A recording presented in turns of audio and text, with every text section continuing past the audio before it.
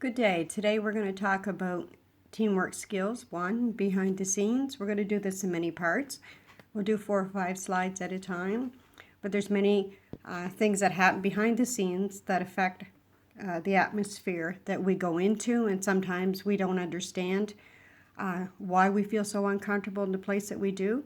And sometimes there's things we don't know, and there's things we don't want to know when we start a new job. What is conflict?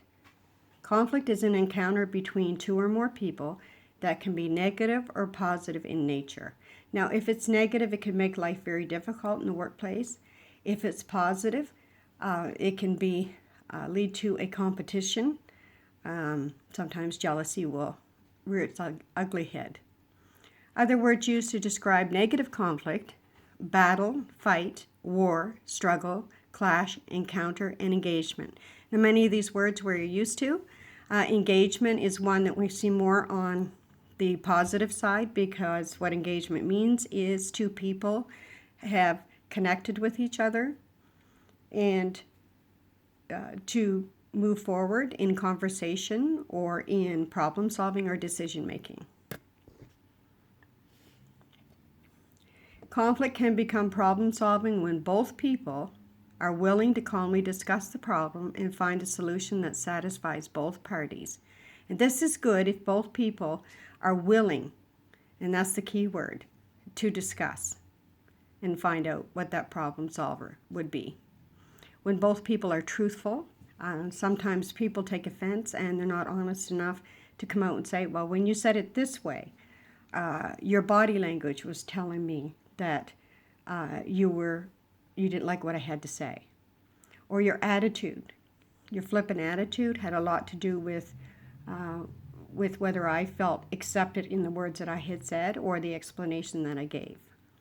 Sometimes it's the whole picture. It's the eye contact, it's the body language, it's the attitude, the tone of voice, the expression on someone's face that can interfere with any type of communication, especially if you're problem solving. Another thing is you have to like or care enough to brainstorm. Does it matter to you whether you work this out? Are you the type of person that will eat at you if you don't? You have to make a decision whenever you come against anyone else, or if you have a conflict with anyone else, especially in the workplace.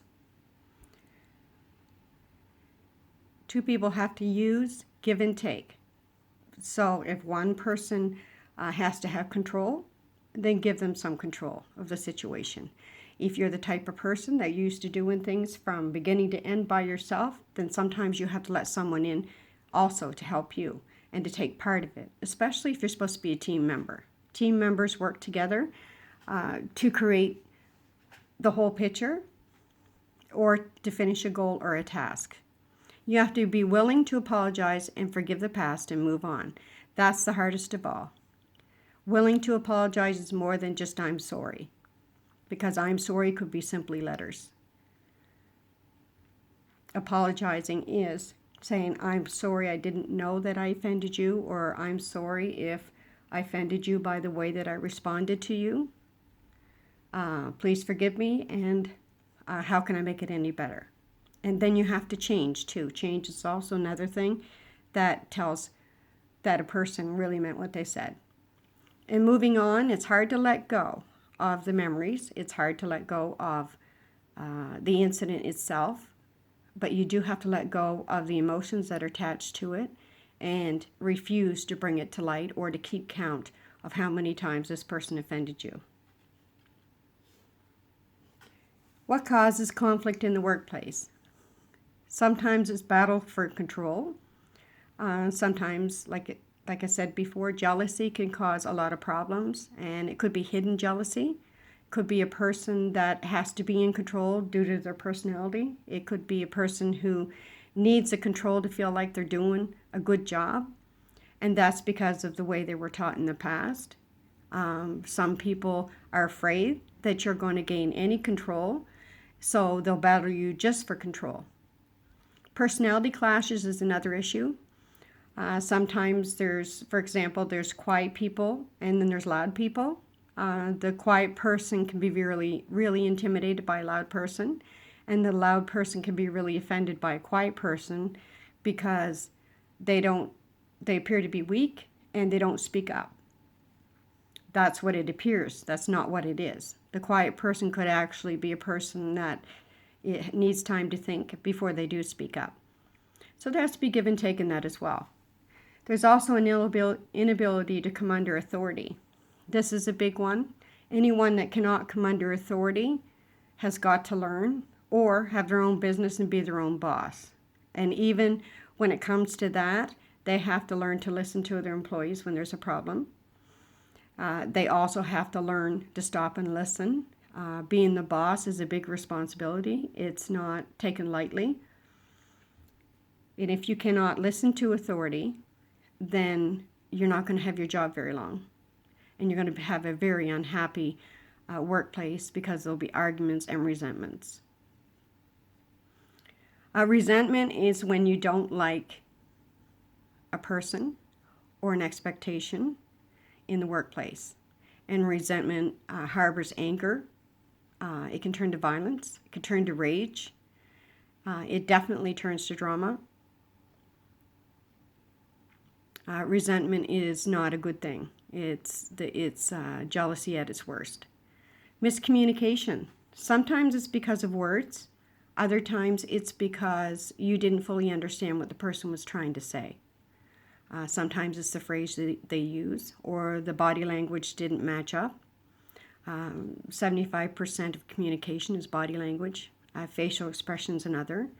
And eye contact is also a part of that. It's really, really important. So whenever you have a problem with miscommunication, you should ask the person to repeat it and or else clarify what exactly they were trying to communicate to you. A misunderstanding happens a lot at work because instructions are given and only half is heard. Sometimes they misunderstand the body language and the facial expression and the tone of voice that is used when authority speaks to them and asks them to do something, because authority sometimes appears demanding and they're really not. It's part of their personality. Most people that are in authority have that commanding or dominating part of their personality, and that's the reason why they're a boss. Sometimes negative past experiences can affect the conflict in a workplace. Sometimes we expect other people to be just like the people in our past, either that hurt us or took advantage, or are there to cause trouble or try to get attention.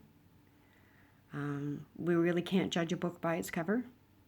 We need to take time to get to know people, co-workers, management, anybody that's in our work environment. Sometimes there's too high expectations, and sometimes that is a pressure or a weight that's put on a person that feels that they can't be lax at different times in order to be creative, for example.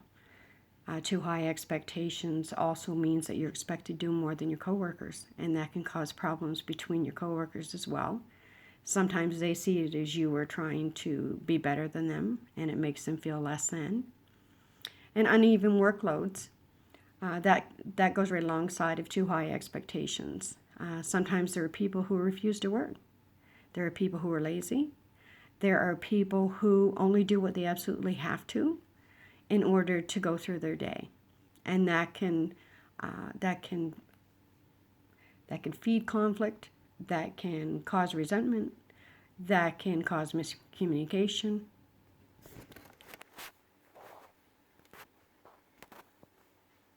This is the end of Lesson 1. Thank you.